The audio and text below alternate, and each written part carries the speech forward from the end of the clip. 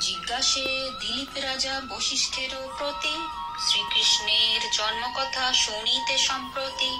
ভাদ্র মাসে কৃষ্ণপক্ষে অষ্টমী তিথিতে, কিবা হেতু জনার্দন জন্মেন ধরাতে। বশিষ্ঠ বলেন, রাজা শুনো ভক্তি মনে, বৈকুণ্ঠ ত্যাজিয়া বিষ্ণু কিসের কারণে জন্মিলেন ধরা মাঝে দেবকী উদরে। সেই পুণ্য কথা রাজা শুনো ভক্তি ভরে।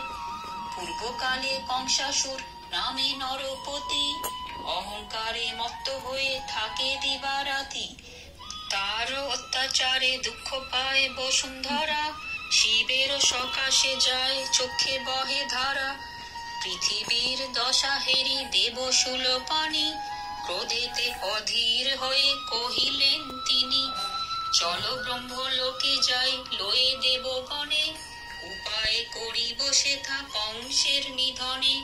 এত বলি মহেশ্বর দেবগণে লয়ে, ব্রহ্মলোকে সবে গেল ব্রহ্মার আলয়ে। শুনি ব্রহ্মা হংস পৃষ্ঠে করি আরোহণ, ক্ষীরোদ সাগরে যান সঙ্গে দেবগণ। তথা গিয়া